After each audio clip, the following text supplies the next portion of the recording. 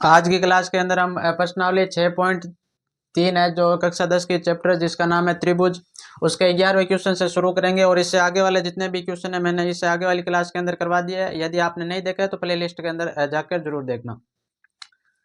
Question है 11वें question के अंदर दे रखा है आकृति में, ये आपको एक आकृति दे रखी है। आकृति में ए बी बराबर है एस सी। ये जो ए बी वाली भुजा दे रखी है ये बराबर है इस भुजा के एस सी के, ये आपको दे रखा है। वाल एक समद्विबाहु त्रिभुज, समद्विबाहु त्रिभुज ऐसा होता है जिसके दो भुजा समान हो। तो ये एक समद्विबाहु त्रिभुज है जिसकी ये भुजा समान है इस भुजा के, ए बी सी की बढ़ाई गई भुजा। अब इसके अंदर दे रखा है कि ये जो समद्विबाहु त्रिभुज है इसकी बढ़ाई गई भुजा ए बी सी, इसकी बढ़ाई गई भुजा ये भुजा है जो बढ़ाई गई है। बढ़ाई गई भुजा सीबी पर स्थित, सीबी पर स्थित, सीबी पर स्थित, सीबी पर स्थित ई, ये जो सीबी है इस पर स्थित बिंदु ई एक बिंदु है, इस सीबी पर स्थित एक बिंदु ई है। ये क्वेश्चन के अंदर बोल रहा है यदि एडी लंब है बीसी पर, एडी लंब है बीसी पर, जो एडी दे रखा है ये लंब है बीसी पर, इस भुजा पर ये लंब है। तो एडी लंब है बीसी का, लंब का मतलब हो गया कि ये जो एडी है ये बीसी पर 90 डिग्री का कोण बनाता है। और आगे दे रखा है कि और ई एफ यानी कि ये लंब है एसी पर, ये यहाँ पर एक लंब है, एक तो 90 डिग्री का कोण यहाँ पर बनाता है। तो सिद्ध कीजिए। सिद्ध आपको यह करना है कि एक तो त्रिभुज ए बी डी, एक तो ये त्रिभुज समरूप होना चाहिए। त्रिभुज ई सी एफ, ई और सी और एफ यानी कि इस त्रिभुज के ये त्रिभुज समरूप होना चाहिए, ये आपको समरूप बताना है। तो यहाँ पर पहले लिखेंगे दिया है हमें, एक तो दे रखा है कि ए बी बराबर है एसी के, ए बी बराबर है एसी के। यदि ये दो भुजा बराबर हैं तो इनके जो कोण होंगे वो भी बराबर होंगे। तो कोण मैं इसको लिख देता हूँ एक और इसको लिख देता हूँ दो। तो कोण एक व कोण दो बराबर होंगे। क्यों? क्योंकि ये दो भुजा है जो बराबर है और बराबर भुजाओं के जो कोण बनते हैं वो भी बराबर बनते हैं। तो यहाँ पर लिख दूंगा कोण एक बराबर कोण दो, ये दो कोण हो गए बराबर। कारण लिख देंगे दो भुजाएं बराबर है इसलिए दो कोण बराबर होंगे। तो यहाँ लिखेंगे दो भुजाएं बराबर है, दो भुजाएं बराबर हैं तो इसलिए ये जो संगत कोण होंगे कोण एक और कोण दो ये भी बराबर होगा। अब हमें सीधा आपको ये करना है तो मैं त्रिभुज लूंगा। अब लिखेंगे, अब क्या लिखेंगे? सिद्ध करना।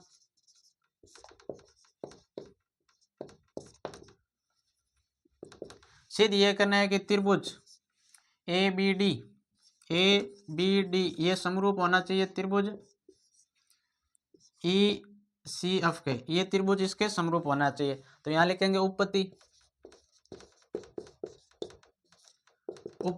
के अंदर मैं पहले त्रिभुज लूंगा ये ए बी डी, जो त्रिभुज पूछ रहा है वही त्रिभुज लेंगे। इसमें ए बी डी है तो ये भी ले लेंगे त्रिभुज ए बी डी। वे दूसरा त्रिभुज लूंगा ये त्रिभुज ई सी एफ, ये दो त्रिभुज लेंगे ई सी एफ यानी कि ई सी एफ ये। तो इस दोनों त्रिभुजों के अंदर, इस त्रिभुज के अंदर ये 90 डिग्री का है और इसके अंदर भी ये 90 डिग्री का है, तो दोनों कोण बराबर होंगे। तो यहाँ पर लिखेंगे ए डी बी, कोण ए डी बी, कोण ए डी बी बराबर हो जाएगा ई एफ सी, कोण ई एफ सी बराबर हो जाएगा 90 डिग्री का। दोनों कोण 90 डिग्री का है तो दोनों त्रिभुजों के अंदर ये समान होंगे। और इसके अंदर ये हो जाएगा कोण एक बराबर हो जाएगा कोण दो, कोण एक बराबर कोण दो, ये दो बराबर हो गए। तो हम ए समरूपता कसौटी से कह सकते हैं कि ये दोनों त्रिभुज होंगे समान, त्रिभुज होंगे समरूप होंगे। तो यहाँ लिखेंगे ए समरूपता कसौटी से, ए समरूपता कसौटी यानी कि हमने एंगल दोनों त्रिभुज दे रखे, इनके दो कोण हमने बराबर कर दिया इसलिए ये दोनों त्रिभुज होंगे आपस में समरूप।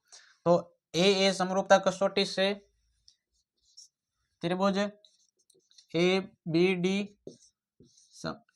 डी समरूप होगा त्रिभुज ई और सी एफ के, ये दोनों होंगे समरूप। यहाँ लिख देंगे हैं स्वरूप अति सिद्धम, ये हमने सिद्ध कर दिया।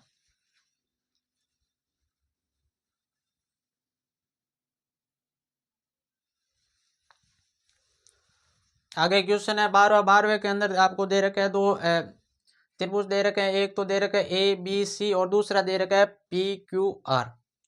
इस त्रिभुज के अंदर आपको इस त्रिभुज के अंदर माध्यिका दे रखी है एडी। माध्यिका वो होती है जो इस भुजा को दो बराबर भागों में विभाजित कर देती है, वो माध्यिका होती है।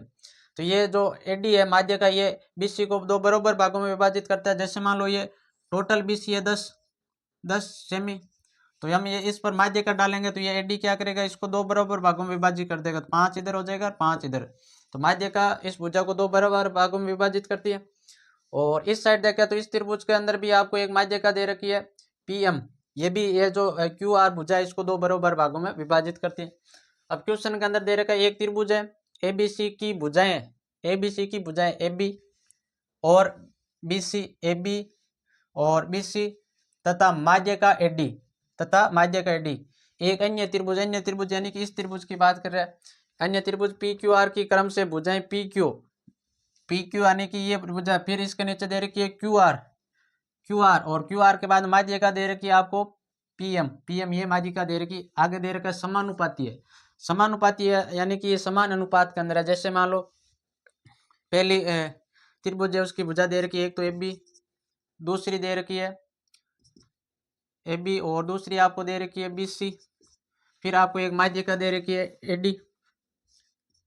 एडी और इसके नीचे आ जाएगा समानुपाती है तो ये इसके नीचे आ जाएगा, इसके नीचे आ जाएगा पी क्यू बराबर है क्यू आर के। बीसी के नीचे क्यू आर आ जाएगा और माध्यिका नीचे माध्यिका आ जाएगी, माध्यिका पीएम, ये हमें दे रखा है।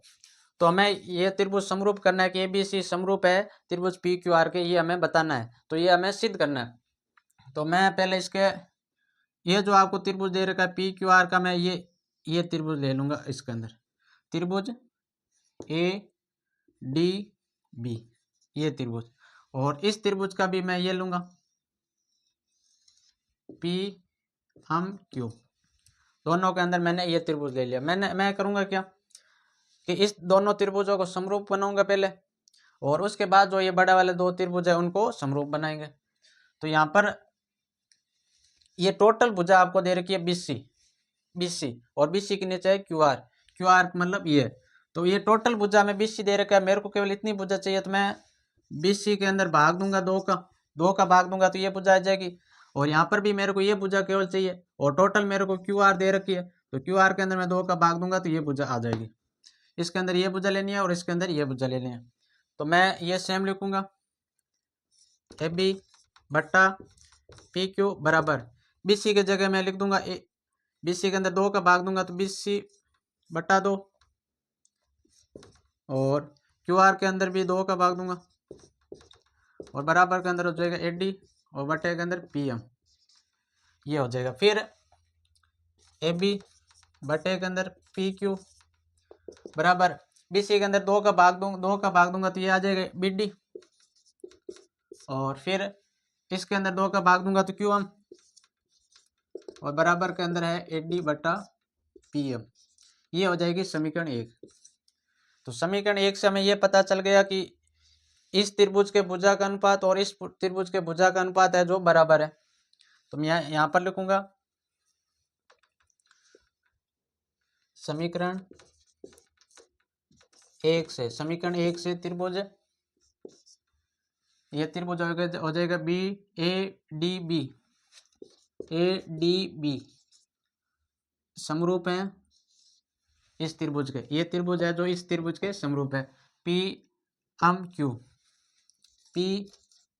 और क्यू, ये दोनों त्रिभुज समरूप है। यदि ये दोनों त्रिभुज समरूप है तो इनके कोण होंगे वो भी आपस में बराबर होंगे। तो मैं यहाँ पर लिखूंगा कोण बी होगा जो कोण क्यू के बराबर होगा। तो यहाँ लिखूंगा कोण बी बराबर होगा कोण क्यू, इसको लिख देंगे समीकरण 2। ये दोनों समरूप है तो इसके कोण होंगे वो भी आपस में बराबर होंगे। अब लिख दिया यहाँ पर समीकरण 2। अब यहाँ पर करेंगे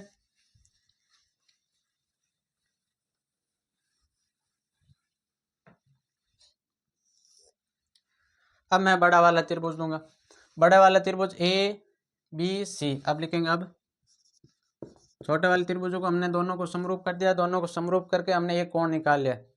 अब त्रिभुज ए बी सी, त्रिभुज ए बी सी व त्रिभुज पी क्यू आर, ये दो त्रिभुज हमें समरूप बनाने, दोनों त्रिभुज ले लिया। अब इसके अंदर कोण इनको बराबर है, हमने समीकरण 1 2 के अंदर बता दिया कि इनके कोण होंगे जो ये क्यू बी बराबर होगा कोण क्यू, तो ये लिख देंगे कोण बी बराबर कोण क्यू। यहाँ पर लिखेंगे समीकरण 2 से, हमने समीकरण 2 से बता दिया कि ये दो कोण होंगे जो बराबर होंगे, तो कोण हो गया बराबर। अब यहाँ पर हमें दिया है ए बी बटा पी क्यू, ये दे रखा है, तो ए बी बुझाइए पी क्यू ये, तो यहाँ लिखूंगा ए बी बटा पी क्यू, ये बराबर है यहाँ पर बी सी, बी सी ये बुझा, और बटे के अंदर है इसके क्यू आर, क्यू आर यानी कि ये बुझा क्यू आर, ये दोनों है बराबर, ये हमें दिया है तो यहाँ लिख देंगे दिया है। ये हमें दे रखा है कि ये दो भुजा का अनुपात है बराबर है। हम एक बार ये लेंगे नहीं, जो माध्य का जो समानुपाती दे रखी है नहीं लेंगे, केवल भुजा भुजा लेंगे। तो हमने दो भुजा को बराबर कर दिया, समानुपाती कर दिया, और दो कोणों को हमने बराबर कर दिया। तो हम कह सकते हैं कि अस ए अस, यहाँ लिखेंगे अस ए अस, भुजा एंगल भुजा समरूपता कसौटी से, समरूपता कसौटी से, समरूपता कसौटी से ये जो त्रिभुज हो जाएंगे, त्रिभुज ए बी सी समरूप है त्रिभुज पी क्यू आर के। ये हमने बता दिया कि अस ए अस समरूपता कसौटी से ये दोनों त्रिभुज होंगे वो आपस में समरूप होंगे।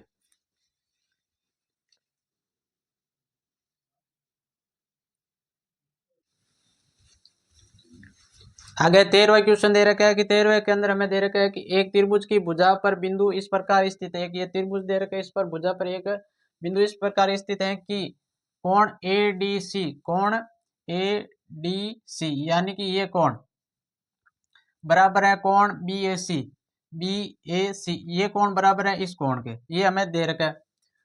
तो दर्शाइए कि आपको दर्शाना है कि ए सी ए स्क्वायर बराबर सी बी और गुणा के अंदर होना चाहिए सी डी, ये आपको दर्शाना है। तो हमें त्रिभुज लेना है दो, एक त्रिभुज तो हो जाएगा ये ए डी सी, एक त्रिभुज ये हो जाएगा, और दूसरा त्रिभुज हमें लेना है बी ए सी, बी ए सी यानी कि बी ए सी यानी कि ये पूरा त्रिभुज हमें लेना है। तो यहाँ पर लिखेंगे त्रिभुज ए डी सी व त्रिभुज बी ए सी, ये दो त्रिभुज ले रहे हैं। तो हमें एक तो दे रखा है कि ये डी कोण है जो बराबर है इसके एक, ये तो हमें दे रखा है, तो यहाँ लिखेंगे कोण ए डी सी बराबर है कोण बी ए सी, ये दो कोण बराबर है, तो यहाँ लिखेंगे दिया है, ये हमें पहले से दे रखा है। तो ए कोण है जो ये सी, ये दोनों त्रिभुजों के अंदर आ रहा है, सी इस छोटे वाले त्रिभुज के अंदर भी आ रहा है, बड़े वाले में आ रहा है, तो ये सी हो जाएगा उभयनिष्ठ। तो यहाँ लिखेंगे कोण सी बराबर कोण सी, दोनों त्रिभुजों में आ रहा है, और यहाँ लिखेंगे उभयनिष्ठ, उभयनिष्ठ है। तो अब हम एंगल यानी कि ए समरूपता कसौटी से कह सकते हैं कि ये दोनों त्रिभुज है वो समरूप है। यहाँ लिखेंगे ए समरूपता कसौटी, ए समरूपता कसौटी से, ए समरूपता कसौटी से त्रिभुज ए डी सी यानी कि ये त्रिभुज ए डी सी, ये ए डी सी समरूप हैं त्रिभुज बी ए सी के, ये जो बड़ा वाला त्रिभुज है इसके ये समरूप है। तो यदि ये समरूप है तो इनके जो भुजा का अनुपात आएगा वो भी बराबर आएगा। तो अब हमें लेना क्या है ए सी, जो हमें सिद्ध करना है वहां पर देखते हैं। पहले ए सी आ रहा है इस भुजा के अंदर, तो पहले सी लेना है, फिर ए लेना है, सी और ए ये लेना है। तो पहले सी, तो इसका ये लेंगे पहले सी, फिर इसका ए, तो पहले इसका सी लिया तो यहाँ से भी पहले हम लेंगे इसका सी, तो बटे के अंदर आ जाएगा सी बी, सी और बी, तो यहाँ लिखेंगे सी बी बराबर हो जाएगा। उसके बाद आपको लेना है, यहाँ पर दे रखा है सी बी, फिर दे रखा है और सी डी, तो इसका लेना है पहले सी और डी, पहले लेंगे सी और उसके बाद नीचे लेंगे इसका सी ए, सी और नीचे आ जाएगा ए, ये हम लेंगे। उसके बाद हमें क्या करना है, यहाँ पर लेना है सी स्क्वायर। तो सी स्क्वायर तो ये नीचे भाग के अंदर, तो ये इधर आ जाएगा गुणा के अंदर, ये आ जाएगा इस साइड गुणा के अंदर। तो ये हो जाएगा सी ए पहले से था, ये ऊपर आ गया, तो ये और हो गया सी ए बराबर इस साइड हो जाएगा सी डी पहले से था, और गुणा के अंदर आ जाएगा सी बी। तो अब सी ए को गुणा करूंगा तो ये सी ए स्क्वायर हो जाएगा बराबर, ये आपस में हो जाएगा सी डी, और गुणा करूंगा तो ये डॉट हो जाएगा और सी बी। ये हमें लाना था, यहाँ पर लिखेंगे एस प्रूफ, ये हमें सिद्ध करना था। पद ये आगे पीछे हो सकते हैं, लेकिन ये लेके आना था।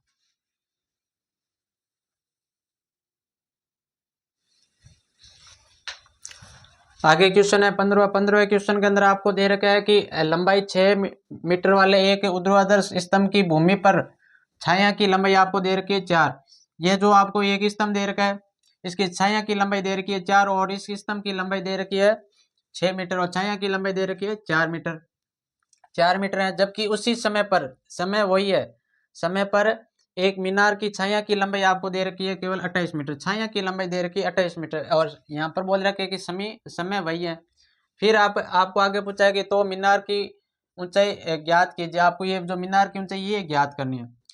तो एक तो त्रिभुज हो गया आपके त्रिभुज ए बी सी, व दूसरा त्रिभुज हो गया आपके पी क्यू आर, ये दो त्रिभुज हो गए। एक दोनों त्रिभुजों के अंदर कोण दे रखा है ये 90-90 डिग्री का, तो ये हो जाएगा आपके कोण ए बी सी बराबर कोण पी क्यू आर। इस त्रिभुज के अंदर ये बी 90 डिग्री का है, इसके अंदर ये क्यू 90 डिग्री का, बराबर लिखेंगे 90 डिग्री का। ये हमें दिया है। एक हमें दे रखा है, यहाँ पर लिखा है कि उसी समय पर, यानी कि सूरज वहीं पर है और उसी समय पर जो छाया की लंबाई है वो समान होगी। तो ये कोण सी और कोण आर हो जाएगा बराबर। तो यहाँ लिखेंगे कोण सी बराबर कोण आर, कारण लिख देंगे उसी समय पर सूर्य का कोण, उसी समय पर सूर्य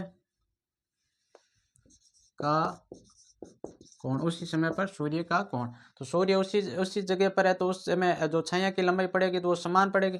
तो ये दो हो जाएंगे कोण समान। तो हमने ये दो कोण समान कर दिया, तो ये हो जाएगा ए समरूपता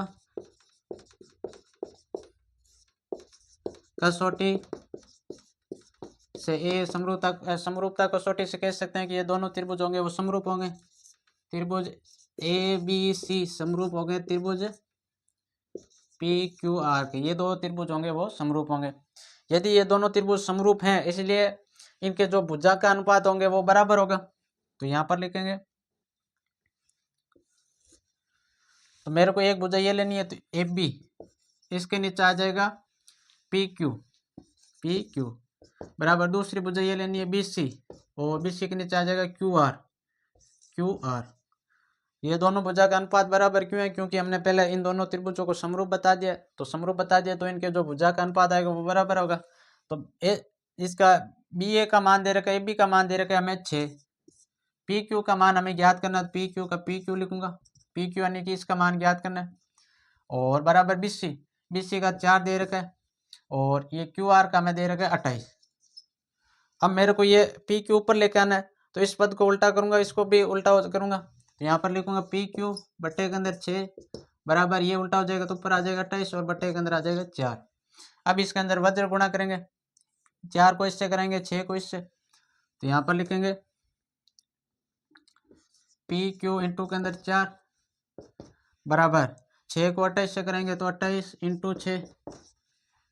अब पी क्यू का मान ज्ञात करना है, पी क्यू बराबर हो जाएगा आपके 28 इंटू 6 और बट्टे के अंदर आ जाएगा 4 पहले गुणा के अंदर था, बराबर के साइड के अंदर भाग के अंदर आ जाएगा। तो इसको 7 चौक होते हैं 28, तो 28 गए 7 बार, और 7 को 6 से गुणा करूंगा, 6 7 42, तो पी क्यू आपके आ गया 42 मीटर। पी क्यू यानी कि इसकी लंबाई आ गई 42 मीटर। तो ये मीनार दे रखी है, तो मीनार की ऊंचाई हो जाएगी 42 मीटर। तो यहाँ लिखेंगे अतः आप नीचे लिखोगे अतः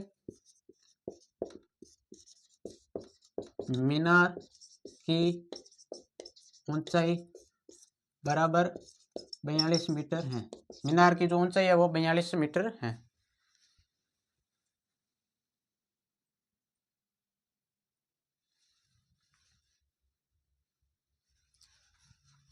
आगे क्वेश्चन है 16वें क्वेश्चन के अंदर दे रखा है कि एडी और पीएम त्रिभुज एबीसी और पीक्यूआर की क्रम से माध्यिका है।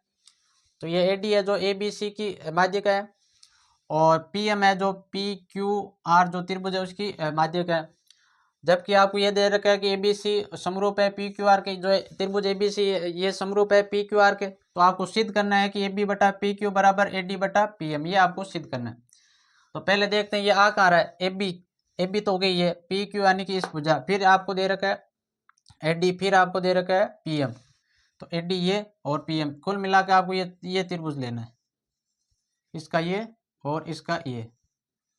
और हमें पहले दे रखा है कि जो त्रिभुज है एबीसी यानी कि ये पूरा त्रिभुज ये समरूप है पीक्यूआर के, इस त्रिभुज के ये पूरा समरूप है। तो यहाँ पर लिखेंगे तो ये समरूप है तो इनके जो भुजा का अनुपात होगा वो बराबर होगा। तो यहाँ लिखेंगे दिया है हमें दे रखा है कि त्रिभुज एबीसी समरूप है त्रिभुज पीक्यूआर के, ये त्रिभुज इसके समरूप है, इसके समरूप है तो इसके जो भुजा का अनुपात वो बराबर आएगा। तो ए बी बटे के अंदर आ जाएगा पी क्यू बराबर, इस साइड हम लेंगे पी आर या इससे पहले हम ये ले लें नीचे वाली भुजा बी सी और इस साइड आ जाएगा क्यू आर बराबर हो जाएगा, बराबर लिखेंगे ये पहले ए सी और नीचे के अंदर आ जाएगा पी आर, यानी कि इनके जो तीनों भुजा का अनुपात होगा वो बराबर होगा क्योंकि ये दोनों त्रिभुज क्या है, समरूप है। अब यहाँ पर है बीसी यानी कि यहाँ से लेके और यहाँ तक पूरी भुजा, तो मेरे को केवल ये भुजा चाहिए। तो मैं इसके बीसी के अंदर 2 का भाग दूंगा तो ये आ जाएगा और क्यू आर के अंदर 2 का भाग दूंगा तो क्यू एम आ जाएगा। तो यहाँ पर एक ए बी बट्टे के अंदर पी क्यू बराबर बीसी के अंदर 2 का भाग देना तो बीसी बट्टे के अंदर 2 और फिर क्यू आर के अंदर भी 2 का भाग देना और बराबर है ये है एस सी बटा पी आर, फिर ए बी बटा पी क्यू, बीसी के अंदर 2 का भाग दिया तो ये आ गया बी डी और नीचे के अंदर क्यू आर के अंदर 2 का भाग दूंगा तो क्यू एम बराबर ए सी बटा पी आर। ये हो गई समीकरण 1, ये हो गई समीकरण 1। अब ये दे रखा है कि दोनों त्रिभुज बराबर है तो इनका भुजा का अनुपात बराबर होगा, ये हमने देख लिया। फिर इनके जो कोण होंगे वो भी बराबर होंगे, तो कोण मैं कर देता हूँ बी को बराबर कर देता हूँ कोण क्यू के, कोण बी बराबर कोण क्यू, इसको लिख देते हैं समीकरण 2। ये इतना हमें दे रखा है, दो त्रिभुज समरूप है तो इनके इतना भाग होंगे जो बराबर होंगे। फिर हम यहाँ पर लेंगे जो हमें सिद्ध करना है, एक त्रिभुज ये लेना है, इस त्रिभुज के भुजा का अनुपात और इस त्रिभुज के भुजा का अनुपात सिद्ध करना है। तो पहले हम इन दोनों त्रिभुजों को, जो छोटे वाले 2 त्रिभुज हैं, एक तो ये और एक इनको समरूप बना देंगे। समरूप बनाने के बाद इनके जो भुजा का अनुपात है वो बराबर करेंगे। तो यहाँ लिखेंगे अब एक तो लेना है त्रिभुज ए बी डी व दूसरा त्रिभुज लेना है पी क्यू एम, ये 2 त्रिभुज लेना। तो पहले हम इनको समरूप बनाते हैं। समरूप बनाने के लिए एक तो हमें ये कोण दे रखा है कि कोण बी है ये बराबर है क्यू के, तो कोण बी बराबर हो जाएगा कोण क्यू। समीकरण लिखेंगे 2, यहाँ लिखेंगे कारण लिखेंगे समीकरण 2 से, समीकरण 2 से यानी कि यहाँ से लिया। फिर हम इनके जो भुजा का अनुपात है वो बराबर कर देंगे, तो ये हो जाएगा ए बी बट्टे के अंदर ये पी क्यू बराबर बी डी बट्टे के अंदर हो जाएगा क्यू एम। ये हो गया समीकरण 2 से, यहाँ लिखेंगे समीकरण 1 से, समीकरण 1 से।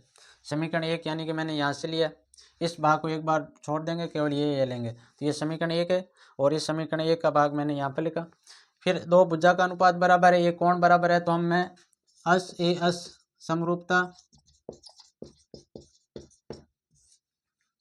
कसौटी से समरूपता कसौटी से कह सकता हूँ कि ये दोनों जो त्रिभुज है वो समरूप है। यहाँ लिखूंगा त्रिभुज ए बी डी समरूप है त्रिभुज पी क्यू एम के, ये त्रिभुज है समरूप है इस त्रिभुज के। अब ये दोनों त्रिभुज आपस में समरूप हैं तो इनके जो भुजा का अनुपात होंगे वो बराबर होंगे। तो यहाँ पर मैं लिखूंगा ए बी बट्टे के अंदर पी क्यू, ये बराबर होगा ए डी और बट्टे के अंदर हो जाएगा पी एम। और ये हमें सिद्ध करना था, तो यहाँ लिखेंगे एस प्रूफ, ये हमें सिद्ध करना था।